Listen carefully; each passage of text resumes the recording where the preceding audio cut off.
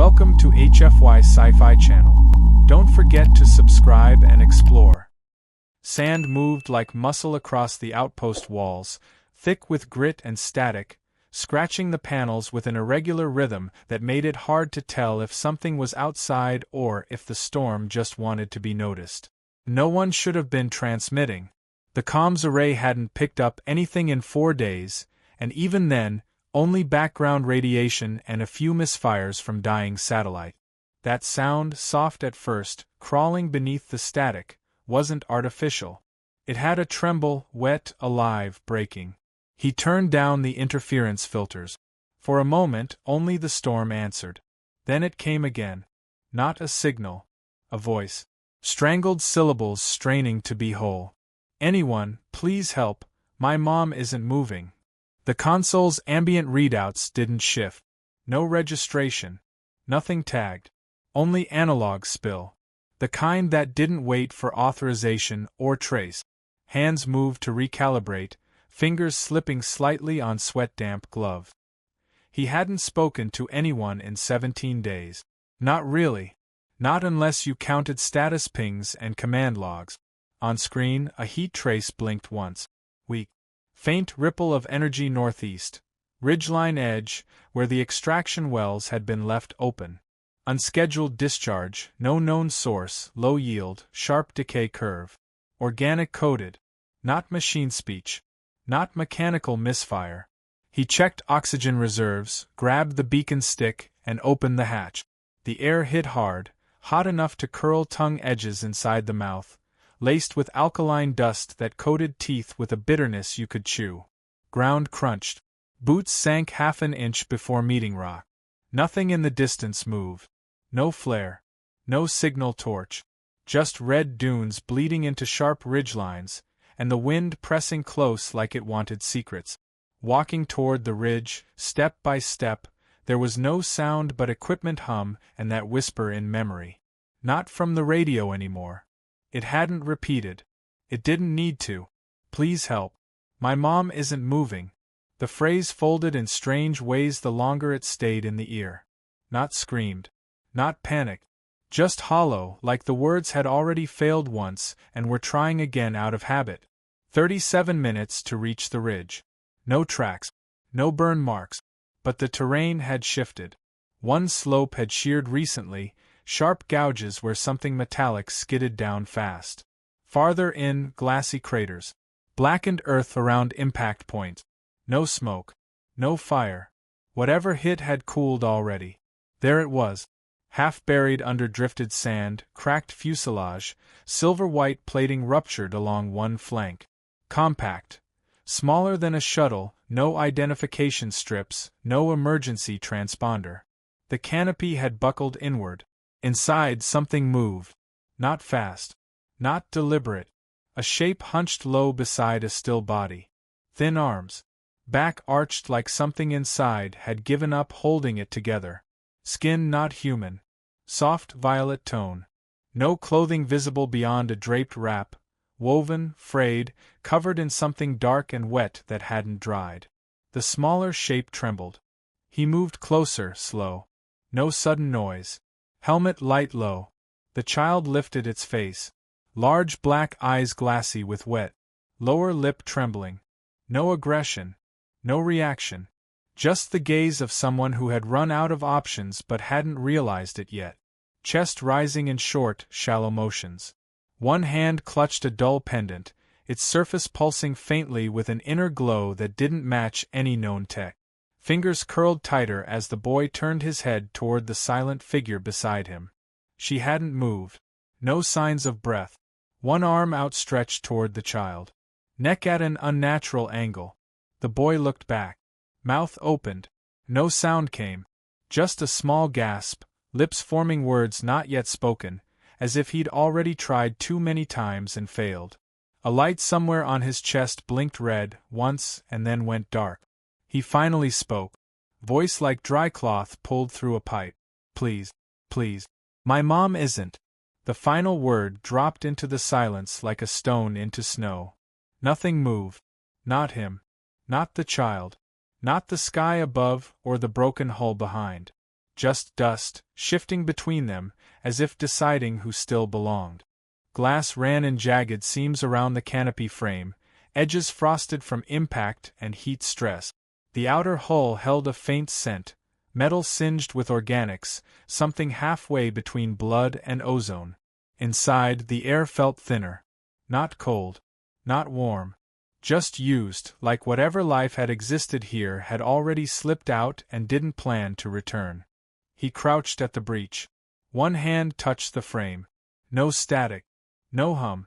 The ship had powered down completely, but the interior still pulsed faintly with residual light, not from systems but from something cradled in the child's grip. The boy remained hunched, back to the breech, legs folded under him in an unnatural crouch. His weight leaned toward the figure beside him, ribs almost brushing her arm. No movement from the body. Face half hidden under matted strands of dark silver hair, skin discolored along one side, fractures visible near the temple. No breath. No twitch. No sound beyond the soft mechanical groan of wind pressing metal. The child raised his face as the light shifted. Eyes too wide for the skull. Lips cracked. Jaw moved, trying to form shape out of breath. No language came clean. "Please, you help." The hand holding the pendant trembled, not from fear but exhaustion, bones straining just to maintain the grip. The glow pulsed, slow, rhythmic, indifferent to the storm outside. That pulse didn't match ship tech. It responded only to proximity. He moved an inch closer. The light flared. She was gone. No heat in the limbs. No reflex in the cornea. Jaw rigid. Skin beneath her wrist felt like pressed clay. He didn't speak. There wasn't anything to say that wouldn't break something in the boy he couldn't afford to lose. He touched her shoulder lightly. No shift. No reaction. Stillness that had settled too long. The boy released a short gasp, body tightening. He wasn't crying. Not properly. More like the sound of someone remembering how to grieve, but not trusting it to matter. He reached forward. Not sudden. Not firm. Just close enough for the boy to see his hands. No grab. No force. The pendant glowed brighter. The boy's arm jerked once. Reflex, not resistance. His fingers pulled the cord tighter around his neck, as if it might seal the memory in, stop it from being taken too. A long breath between them. The man nodded once. Another breath. Another moment of still. He slipped his arms beneath the small frame. The boy flinched but didn't resist. Limbs light, fragile, yet curled as if still trying to guard the broken body beside him. The movement out of the wreckage made a low scrape across the flooring. No cry. No scream. Just the long sound of separation. He adjusted his grip. Weight manageable but awkward. The boy's head rested against his shoulder, face turned inward, breathing erratic but slowing. One arm remained locked across his own chest, clutching the pendant so tightly the edges had pressed into the skin. Outside, the wind thickened. Sand hammered the fuselage. Fine debris cut across exposed skin like powder glass. Visibility reduced to meters. The sound of the ridge groaning under the strain grew louder, less regular. He adjusted his gait, recalibrated the route back to avoid the basin where runoff might already be collecting. 36 minutes return, carrying weight. Time degraded with weather. Every step shifted under loose stone. He didn't look back. The ship's silhouette vanished into brown haze behind them. A voice pressed into his collar, barely formed. "She told me not to talk, only if he speaks like stories." The pendant pulsed once against his chest, warmer than it had any right to be. He didn't answer. He just kept walking. Dust peeled from the boy's skin in clumps, not fine or graceful, but layered thick from exposure and heat. Every inch told its own story, scratches along the jawline, bruises just forming beneath the eyes, grime embedded in the creases of the palms. Water passed slowly between dry lips. He didn't gulp.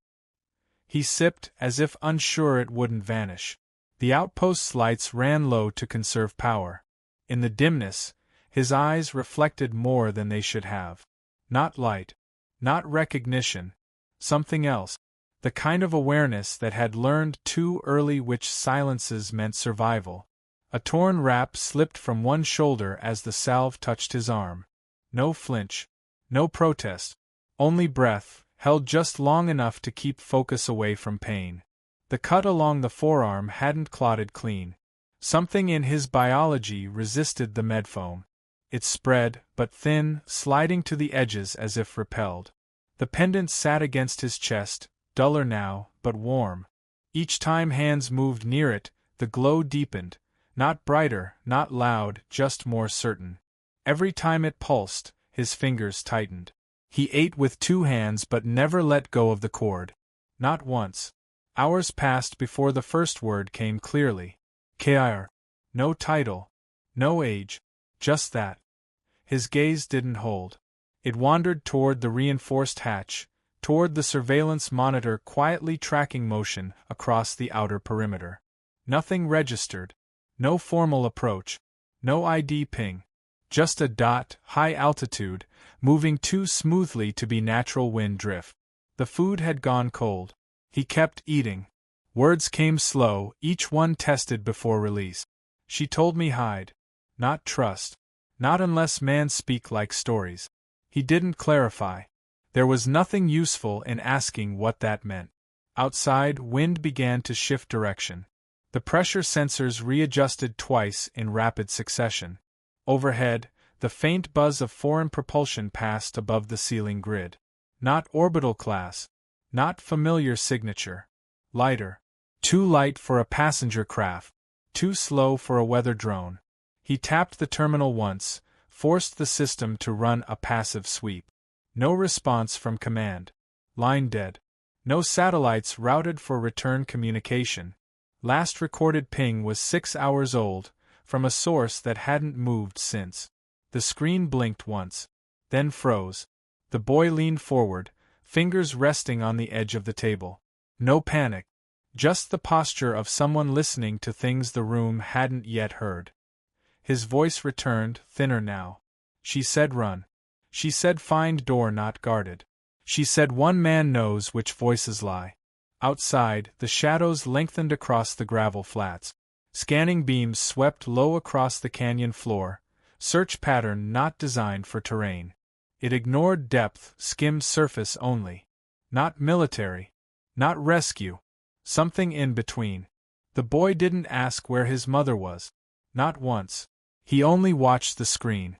Watched it like it might answer before anyone else dared to speak. The uplink channel refused to hold. Signal bars fluttered, refused lock died.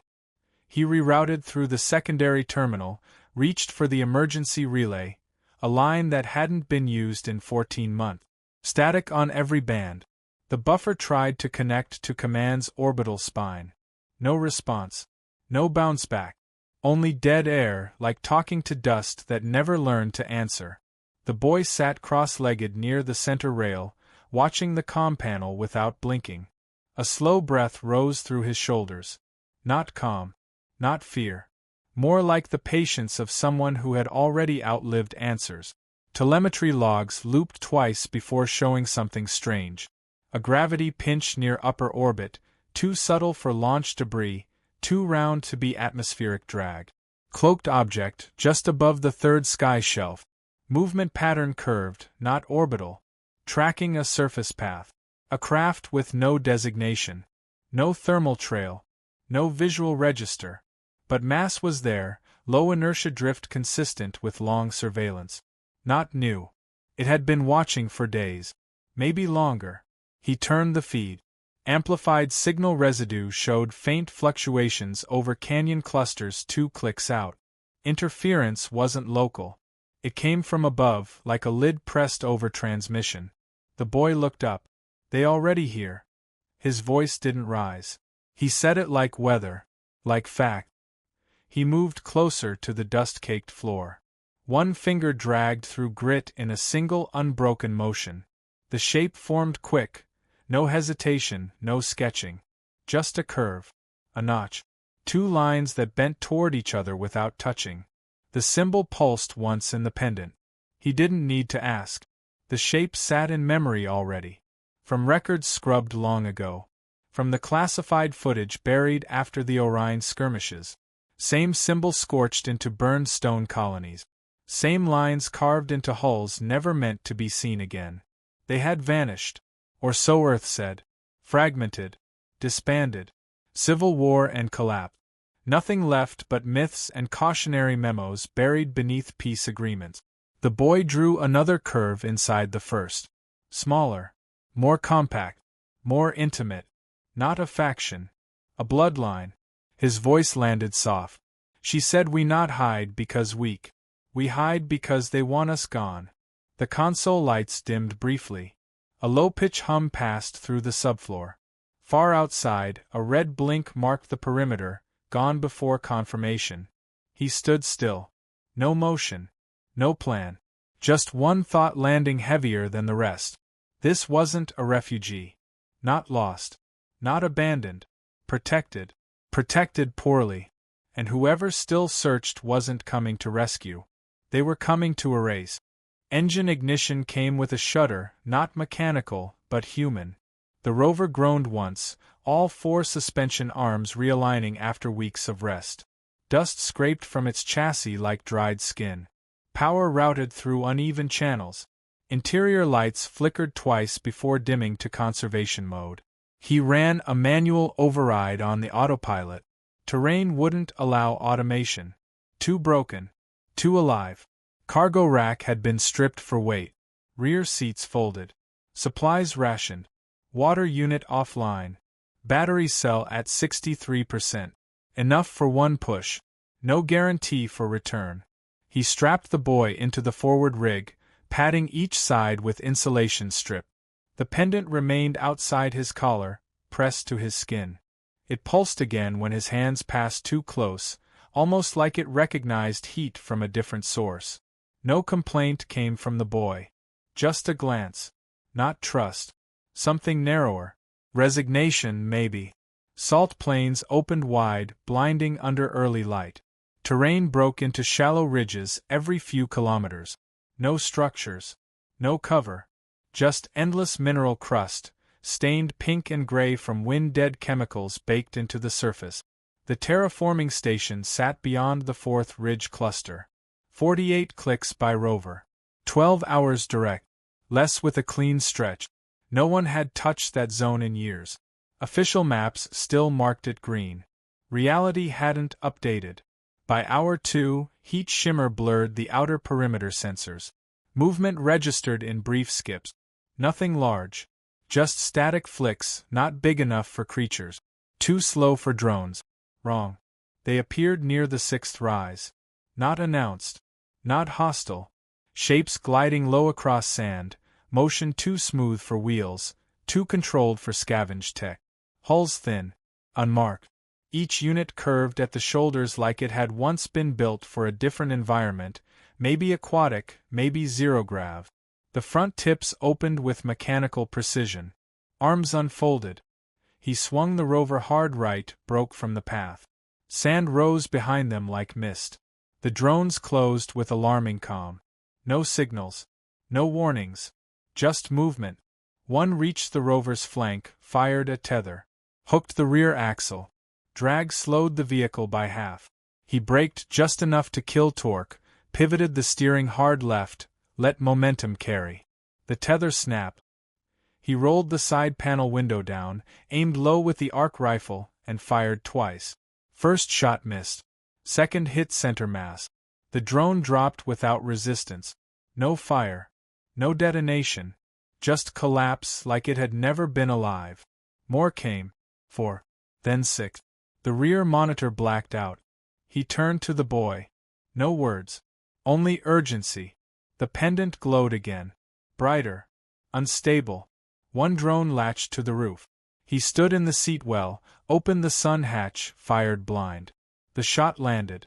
The impact sent fragments across the vehicle, one slicing open his forearm from wrist to elbow. Blood ran warm across his knuckles, filled the creases of his palm, dripped onto the controls. He dropped back inside. Breath ragged. Grip loosening. The boy leaned forward, eyes narrowed, not afraid, not calm. Just watching. The pendant brightened. Small fingers touched the open wound. No words spoken. No gesture made. Just light, pressed softly against skin. Heat surged, not pain. Pressure without weight. The wound closed in stages, skin tightening, sealing without scar. Muscle realigned. Blood flow stopped. He pulled away. Looked down. No mark. No infection. No pain. The boy exhaled. Not all run. Some stay. Some try. The rover pushed onward. The horizon didn't change. Nothing ahead but scorched emptiness and the thin hope of abandoned signals. The boy rested his head against the doorframe. Outside, no drones followed. Nothing moved. Only dust falling where metal once hovered. Night pressed against the rover like breath held too long. Heat drained from the metal frame, leaving it cold in places that weren't built to feel anything. Silence grew sharper after motion died, like the world outside had been waiting for stillness to creep in through the seams. The boy sat with knees drawn to chest, shoulders tucked into the curve of the cabin wall. One hand cradled the pendant. The other traced slow arcs on the floor panel. Not symbols. Not patterns. Just movement, as if memory needed a place to breathe. Whispers began low. Words buried inside breath. Not full phrases. Names. Phrases with no direction. Sounds without a target. No one spoke back. Not at first. He watched the boy shift. The pendant rose slightly, caught moonlight in one corner. Its glow sharpened. Not bright. Not artificial. Just enough to hold notice. He leaned closer, careful not to break whatever had begun. The light deepened. Color thickened into a blue too still for this world. A sound pressed into the space between them. Not voice. Not machine. Something caught in between. A female tone. Worn. Soft. With edges no longer meant for command. If anyone finds my son, protect him. Each word fell with shape. Not noise. Shape. He carries the key to the reconciliation protocol. No instructions followed. No destination. Just that. Like those 5 words were meant to carry everything else inside them. Like no one was expected to survive long enough to ask more. The pendant dimmed. He didn't move. The boy remained still, eyes closed. Not sleeping. He looked out the side window. Stars shifted across the black like bruises healing in reverse. Too many carried names only old soldiers still remembered. Too many had been fought over, claimed, burned. This place, once scrubbed clean of the dead, had never really been empty. He leaned back against the chair rail, pulse just beginning to slow. That voice didn't belong to myth or archive. It hadn't been a queen's message or a general's plea. It had been a mother, trying to fit everything she'd never get to say into one last moment of breath. No one ever said what the protocol truly meant. No one ever thought someone would live long enough to ask. The tower leaned into the horizon, ribs exposed, steel bones rusted red where terraformation had once promised progress. Its silhouette hadn't changed in decades, just stripped piece by piece until only the frame and a half-buried uplink dish remained. Cables still hummed faintly underground, routed through fractured cement and bone-dry irrigation trenches that had never known green. He guided the rover around the base, systems low, headlights off. No alarms triggered. No motion detected. Doors gave under pressure, rust grinding like teeth worn down from chewing metal too long. Inside, the air thinned again. Stale but breathable. The station hadn't been touched in years. Maybe longer. He pulled power from the rover's cell and forced a bypass into the uplink core. Panels lit in stages. Lights too dim to comfort, too functional to ignore. A comm window opened with a staggered stutter, lines of code crawling across a half-dead screen. The relay caught a signal bounce. Partial sync. He pushed coordinates. No encryption. No time. Too late. Above, sky began to shift. Not color. Shape. The first ship arrived without flame, without noise. Just presence. Sleek design, insignia sharp along the keel. Human construct. Command signature burned onto its spine. Second followed seconds later. broader wingspan. Surface darker than shadow. Symbols carved into alloy, no paint. No flag. 2 signals. Both requesting visual. Both transmitting identification codes that didn't match their heat signatures. He killed the uplink. Power drop forced blackout. Too slow. Both ships had locked position. Orbit holding. Scans pushing deep through the terrain. A message pinged across shortband. Return the asset. No harm will come. Second message followed. You hold what belongs to blood. Return him, or we level what you stand on. He watched the boy stand beneath the fractured skylight, pendant casting low light onto cracked tile. No panic. No confusion. Just silence. Hands at his sides, mouth closed, eyes watching the ceiling as if it had betrayed him personally. No escape path open. No route mapped. The boy stepped toward the west wall, pressed fingers to a plate of collapsed mesh. It hissed, released dust. A tunnel mouth appeared beneath a false panel, carved by hands that knew what would one day arrive. A route meant not for travel, but disappearance. He followed without question. Not because trust had been earned, because every sound above had already chosen a side. And neither side had come to protect. Only the quiet below remained. Stone pressed close. Tunnel dropped into cold.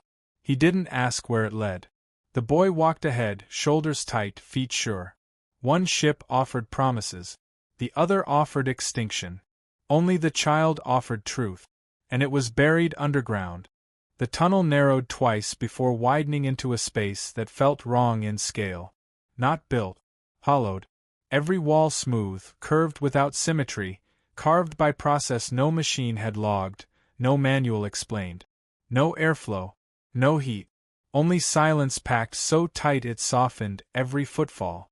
Steps slowed as light returned, not from above but from a seam that didn't exist seconds before. A circular ring across the floor burned open, lifting a column of air into color. Dust recoiled from it. Moisture formed and vanished in the same breath. Nothing mechanical activated. No switch flipped. The pendant pulsed once, and that was enough. The floor beneath adjusted. A hatch beneath stone unfolded inward, not with sound, but pressure, the kind felt in teeth before storms. They stepped into the chamber. No control panels. No architecture familiar to war or storage or strategy. In the center, a pod. Translucent. Humming so low it couldn't be called sound. The boy reached for the pendant. Pressed it against the core node. The room changed. A presence opened inside the air itself, and from that center rose a shape. Not flesh, not hologram. Memory shaped by light. Her face. Not younger. Not older. Just caught between moment. Skin smooth, eyes set in a gaze too specific to have been fabricated. The voice followed, same cadence as the night before, but now carrying weight as if backed by breath not yet finished. I was born on Earth. My body was changed to survive theirs. She lifted a hand. Not as greeting. As proof. To bear 2 worlds, one must break both. I broke. My son did not. He carries what I could not finish. Behind her, shapes unfolded in sequence. Cells, gene maps, structure upon structure showing the shape of change, the design not of weapons, but of bodies meant to understand each other from the inside. The protocol was not war code. Not a trigger. It was blood. Map. Stored. Passed into the one being who could hold it without dying. He watched the light form into figures, 2 armies facing each other. The field between them melted into a single strand of DNA. Peace, not through silence. Peace through inheritance. The lights dimmed. She remained. Not as message, but as final act. No farewell. No closure. Just transmission stop. He looked at the boy, who had not moved. Not shaken. Not surprised. Only waiting. Waiting for someone to see what had always been there. His knees bent. Not from weakness. From something heavier. The weight of knowing none of this was accidental. None of this was lost. A small hand touched his sleeve. A voice quieter than memory. You came. You answered. The chamber closed behind them without sound. No door sealed. No lock turned. Just light folding in on itself as if the air had changed its mind. Outside, the sound of approach thickened. Not boots. Not engines. Something heavier. Atmospheric displacement. Arrival masked as weather. Inside, the console flared with color not meant for human eyes.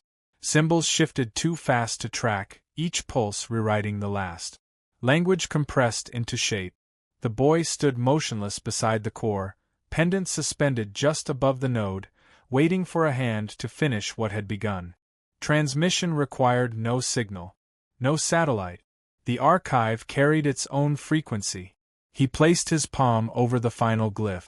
Heat rushed up his arm, not burn but burden. The protocol launched. No encryption. No delay. Every open channel on both sides received it. Earth stations.